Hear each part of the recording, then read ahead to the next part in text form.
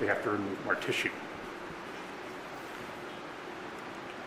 So this project is a collaboration with several research universities, medical centers, and industry partners.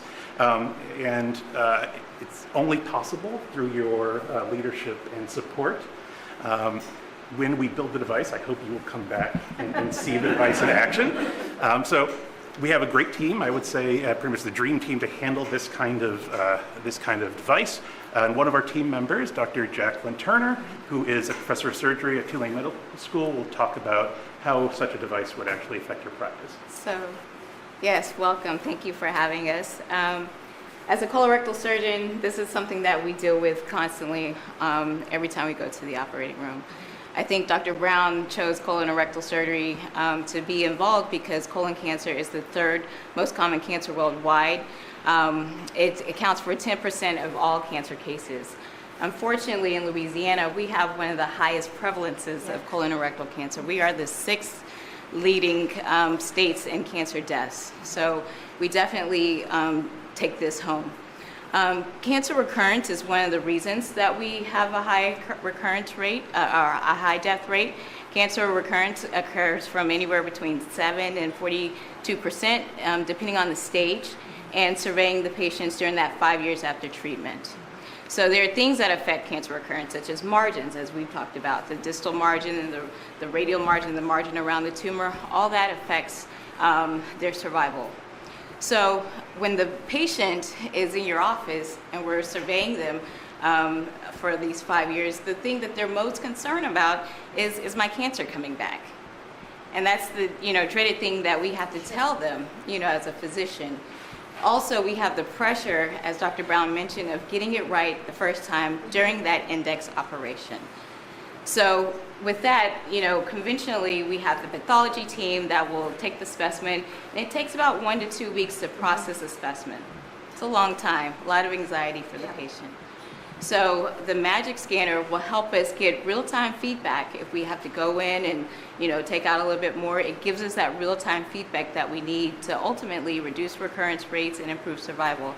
Now, I had a patient a couple of months ago that had colon cancer, had a recurrence, unfortunately. Recurrence occurred at a spot that was in a difficult location near vital structures. So not only am I dealing with this current recurrence, I also have to make sure that we provide safety first for the patient.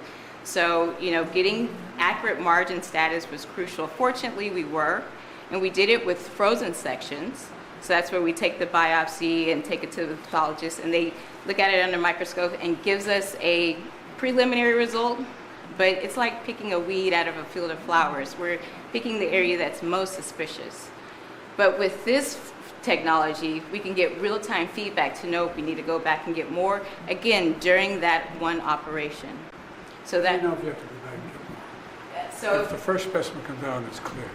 if it's clear, we're good. But if that frozen section comes back positive, we often have to core out more tissue. And again, sometimes we won't even know until we send off the specimen to the pathologist. And again, they tell us 1 to 2 weeks later that, hey, well, actually your margins were positive. So that's why this technology would be a great benefit for us as surgeons in the operating room. And ultimately, the bottom line, like President Fentz said, is it's about the patient. We have to do this for the patient. It will give them a better experience, prolong their lives, and having them to avoid having to go additional treatment and surgeries. How is this fundamentally different than the use of telescopes? Yeah, so it's actually kind of similar in a way. So the optics community has learned a lot from astronomy. So when you look into the night sky, you're looking through clouds, and so all the light that's coming from the stars is sort of being scattered and filtered by the clouds. When we look into tissue, we have the same problem. We know light doesn't go through our tissue. So we've learned a lot from that community, and how do we get very clear images of some thick specimen that light doesn't go straight through. Mm-hmm. And so it's similar to a telescope in that we're seeing small things far away, right? So we're seeing like these individual cells of this piece of meat, whereas a telescope we're trying to see stars that are very far away. But they're a lot bigger. Telescopes are a lot bigger. Please. Why did you choose oncology? You know, I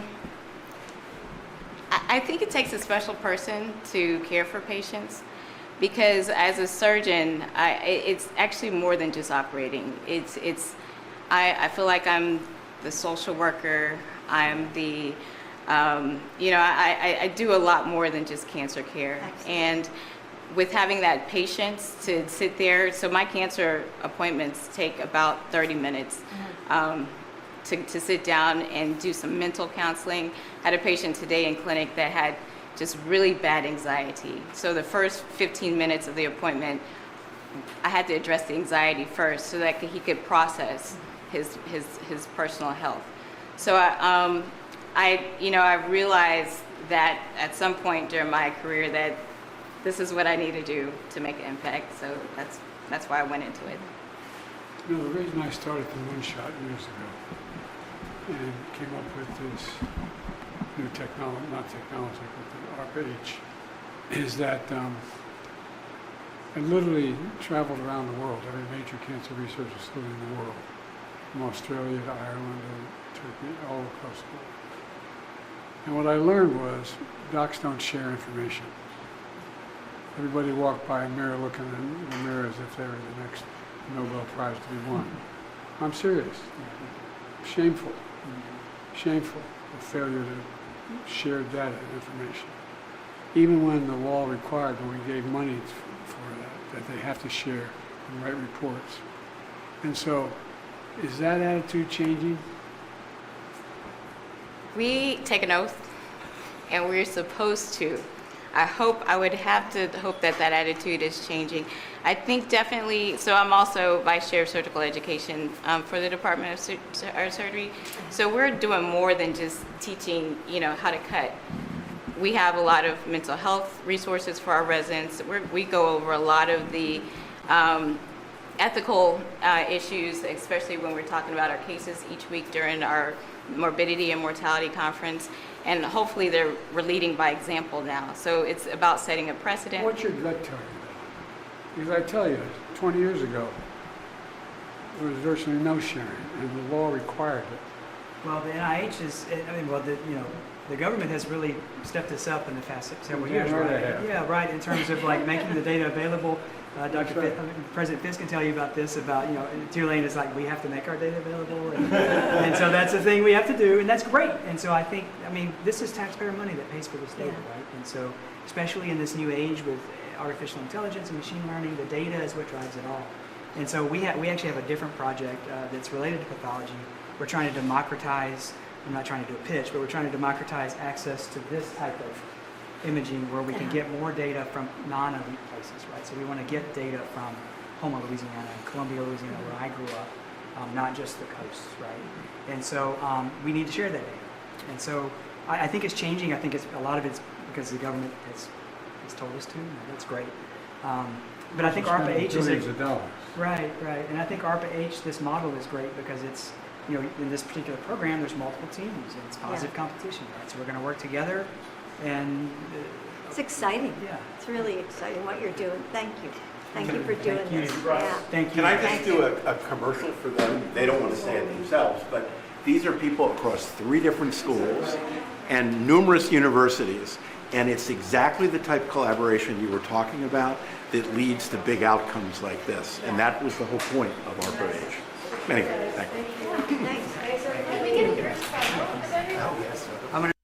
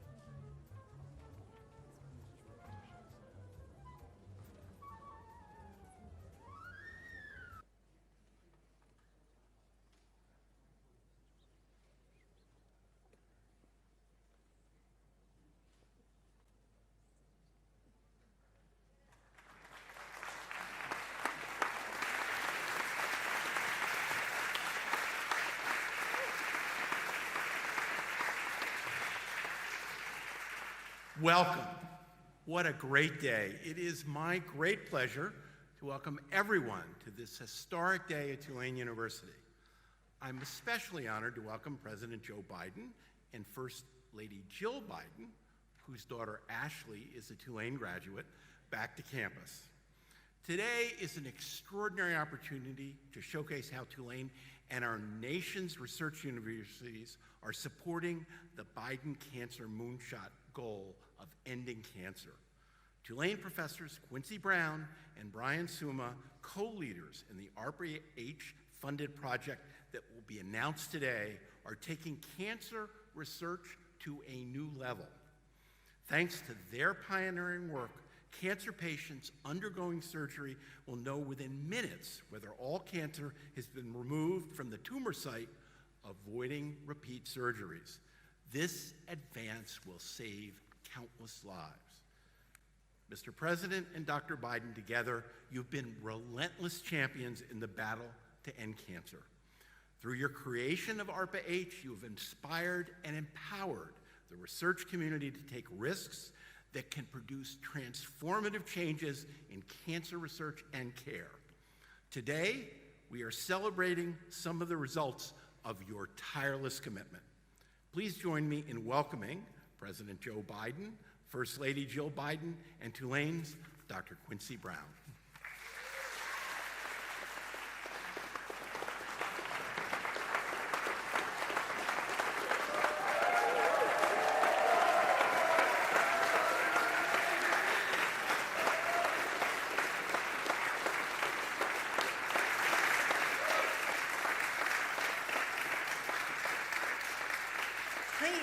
Please sit.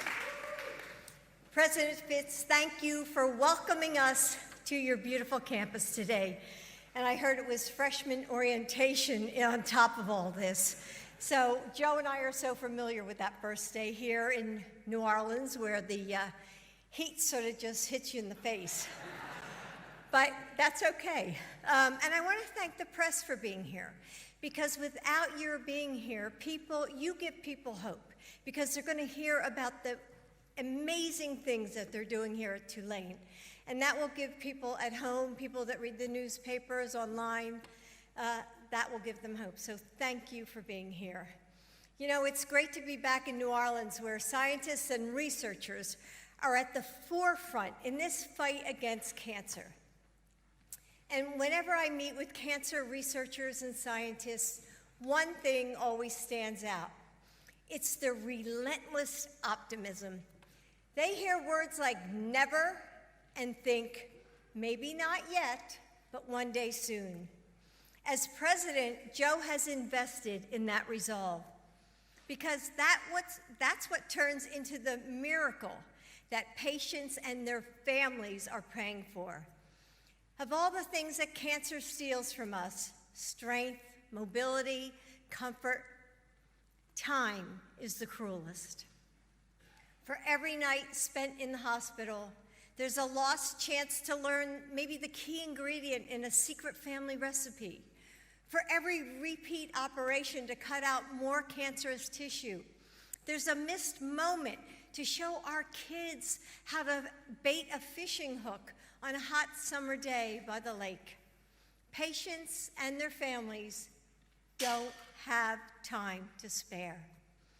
Joe created ARPA-H, the Advanced Research Projects Agency for Health, to invest in the most innovative research that the government wasn't funding before. And it was too risky for the private sector, but could be life-changing and life-saving. And ARPA-H doesn't just fund those projects, it puts them on this fast track to reach patients, answering hopeful prayers and delivering more of that precious gift of time. Cancer touches us all. When Joe and I lost our son to brain cancer, we decided to turn our pain into purpose. We wanted to help families like ours so that they won't have to experience this terrible loss. And as president, Joe has brought his own relentless optimism to the Biden Cancer Moonshot, to end cancer as we know it. It's ambitious, but it's also within our reach. Maybe not yet, but one day soon, very soon, because of the people in this room, including Dr. Quincy Brown. Dr. Quincy Brown has taken the question, what if surgeries were performed flawlessly the first time? And he's answering it with cutting-edge solutions that reclaim time and reignite hope for patients and their families. So I give you Dr. Brown.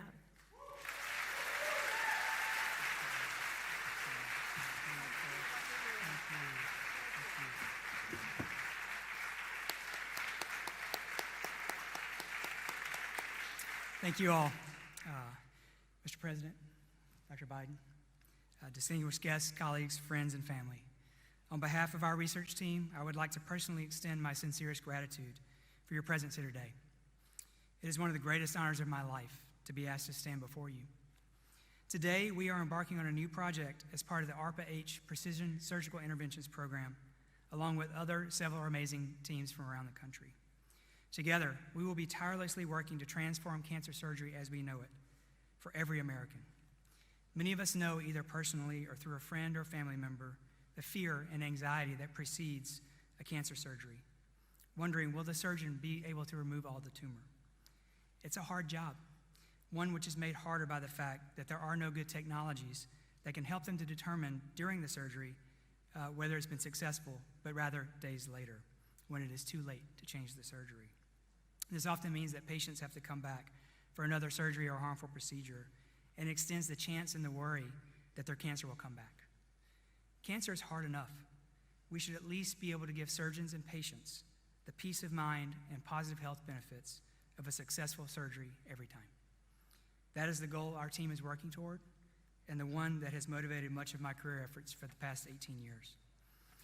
Mr. President, 8 years ago, just across town, at the Convention Center, I was in the audience at the annual American Association for Cancer Research meeting when you gave an inspiring speech soon after the announcement of your cancer moonshot. So I'm a lifelong space geek, and so I love the idea of a moonshot for cancer. In that speech, you talked to medical doctors, scientists, and engineers involved in the fight against cancer. You talked about the need to realign the incentives for how we approach this fight, about how we should be working together, not against one another. That's why your creation of ARPA-H is so significant. The model of ARPA-H is to give researchers an impossible task and to make them imagine the possible by putting together teams from academia, industry, regulatory science, human-centered design, and government, and then giving them the resources to succeed in areas where progress has stalled. I was born in a small farming community in North Louisiana, Columbia, Louisiana. I am so impressed that the mission of ARPA-H is to develop life-saving technologies that can work in rural or community settings and baking that into the process for every American. Not only in this program do we have to develop amazing new technology, we have to deploy it in 2 rural hospitals at the end of the project, at the end of 5 years. So we can't build $1 million device. This hits me close to home, and it inspires our team to keep the pedal to the metal. Mr. President, Dr. Biden, I want to thank you both for doing what you said you would do, for your commitment for fighting against cancer, and for making this amazing program possible so that every American can hopefully not have to worry about whether their cancer was successfully removed. Thank you.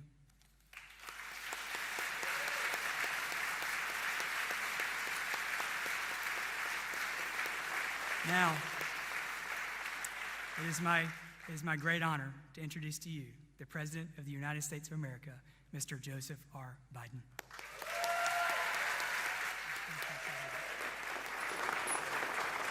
Thank you, please. Thank you. Thank you. Please. Thank you very much. Thank you, Dr. Brown, for the generous introduction and your incredible cancer research you're doing.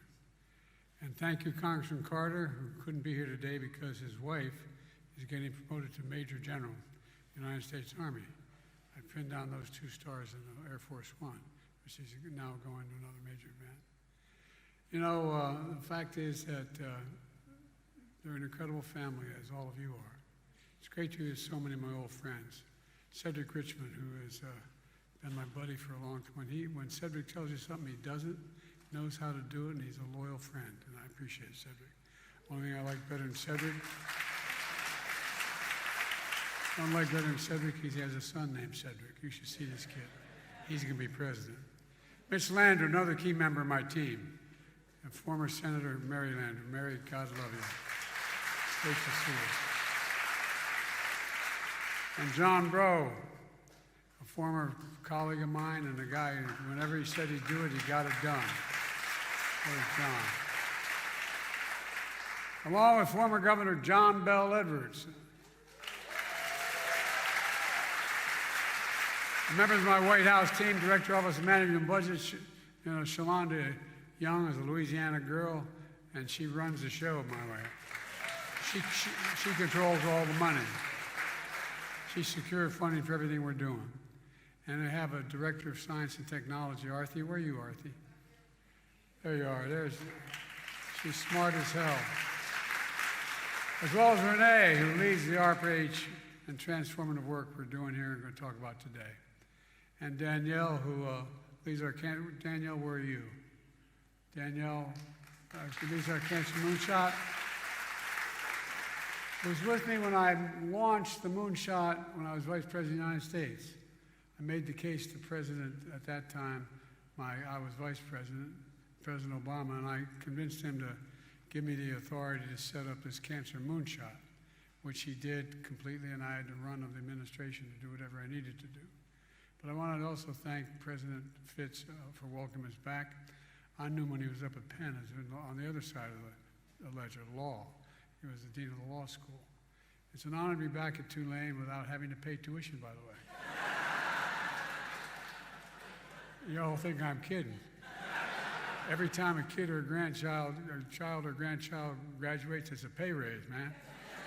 Our daughter Ashley graduated from Tulane here in 2003 and had a great experience, and now she's working with, in Philadelphia as a social worker, working with abused women. Folks, it's fair to say one of the most devastating words anyone can hear, and this is not hyperbole, is cancer. You walk into a doc's office with your child and or yourself, and you get a diagnosis of cancer. How many of you heard that when you walked in? It's frightening. It's frightening. But I'm convinced, and I've been convinced, my neurosurgeon, when I had a couple cranial aneurysms they had to take care of 9-hour operations, he said to me, trying to explain to me whether aneurysms are congenital or environmental.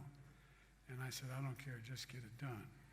And he looked at me and he said, you know what your problem is? I was a senator. And he said, you're a congenital optimist. And I am. I'm a congenital optimist about what America can do.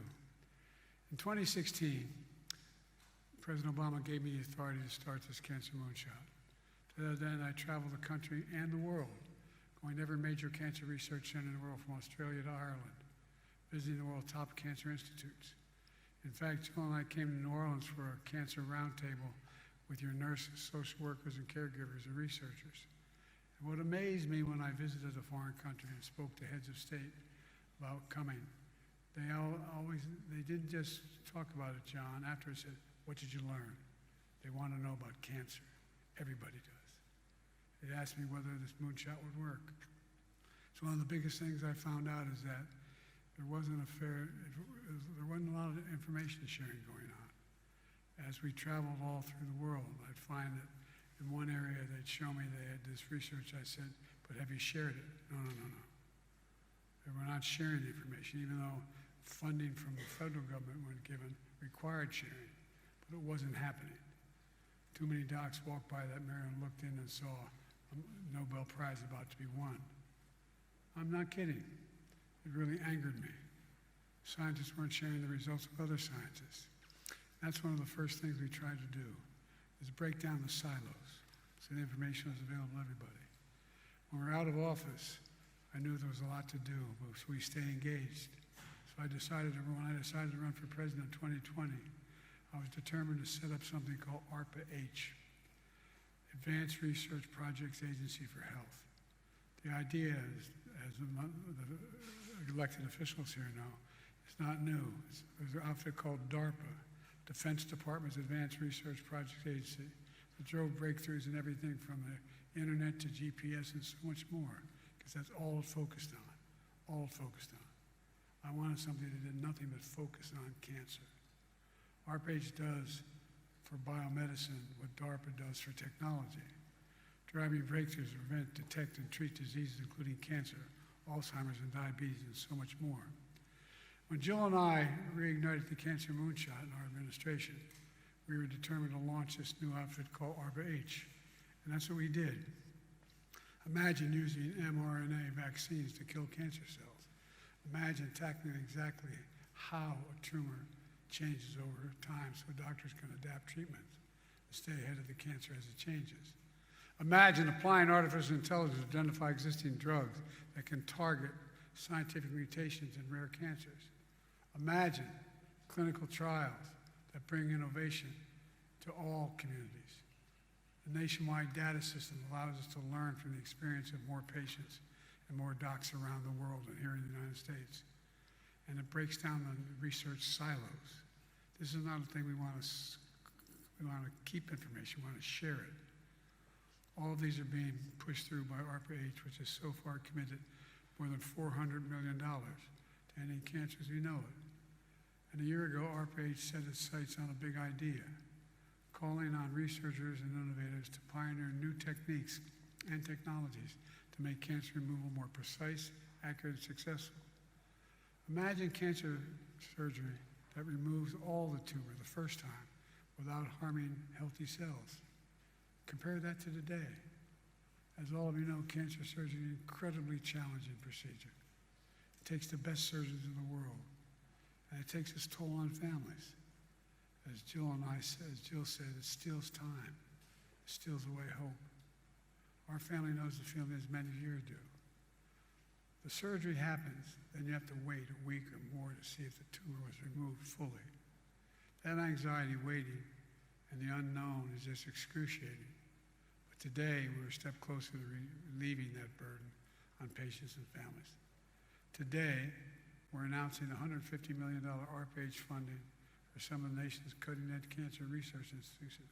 That includes right here at Tulane University.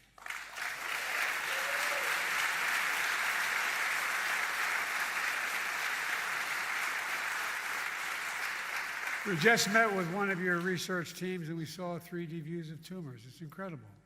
It's a roadmap doctors can follow during surgery, unlike anything they've seen before. And right now, surgeons determine how to remove cancerous cells and protect vital organs, nerves, and blood vessels without a clear view of them. A lot of it's a little bit of really educated guesswork, but not positive. The funding we announced today will help get these tools into the operating room to visualize tumors right away instead of having to wait for days and weeks and maybe reopen the patient to go back in. It's a promising step to reduce the need for follow-up surgeries and improve treatments. Outcomes are better will be better all across the board. And we're moving quickly because we know all families touched by cancers are in a race against time. It's all part of our goal of our Cancer Moonshot, to end cancer as we know it, and even cure some cancers. We're mobilizing a whole-of-country effort to cut American cancer deaths in half by 2020 and within 25 years and boost support for patients and their families. I'm confident in our capacity to do that. I know we can, but it's not just personal. It's about what's possible. This is on top of the administration investing more than $25 billion. I've been able to get money, $25 billion for the National Cancer Institute.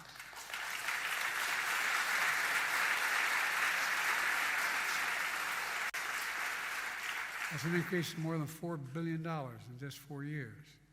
That investment is supporting everything from next-generation cancer science innovations to cutting-edge research in cancer disparities and new efforts on childhood cancers. We're also focused on helping fence-line communities facing disproportionate cancer rates. In some areas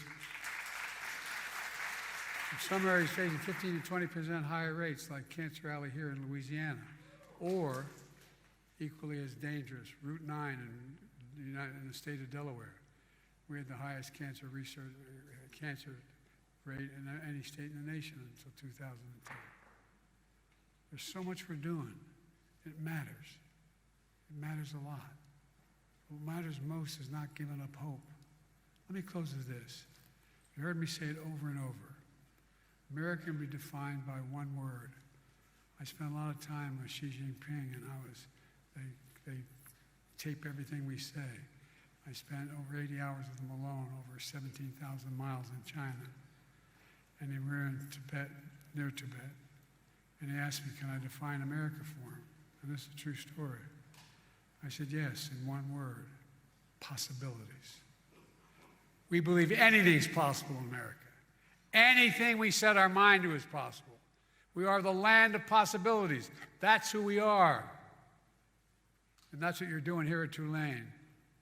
There's still more to do, but we know we can do it. We just have to remember who we are. We're the United States of America. I mean this from the bottom of my heart. We're the United States. There's nothing beyond our capacity when we work together. So it's all about working together and sharing data, sharing information. I'm going to be moving off from here to other places as well to make more of these announcements. But we're on the verge. We're in the beginning to fundamentally change how we deal with this dreaded disease.